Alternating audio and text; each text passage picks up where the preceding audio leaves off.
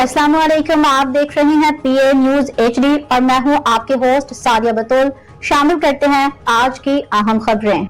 खबर शामिल करते हैं न्यूज़ के चेयरमैन मियां सलाम सियालकोट अड्डा से।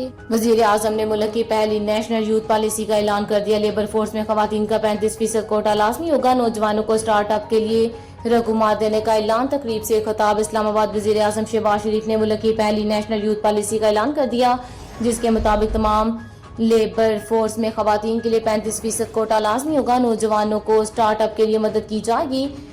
एचईसन कॉलेज में गरीब का बच्चा कदम भी नहीं रख सकता। वज़ीर आज़म शहबाज शरीफ ने कहा कि इस मुल्क में लाखों ज़ही नौजवान मौजूद हैं जिन्हें तालीम के ज़ेवर से रास्ता किया जाए तो वह दूसरों को पीछे छोड़ जाएं, मगर सितम ज़रीफ़ी यह है कि अमरा के बच्चों को दुनिया भर की दरसगाहों में आला तालीम के मौके मौजूद हैं। दूसरी जानब गरीब वालिदैन अपने बच्चों की तालीम के लिए शदीद ख्वाहिश रखते हैं, मगर किनकी इस्तात नहीं है।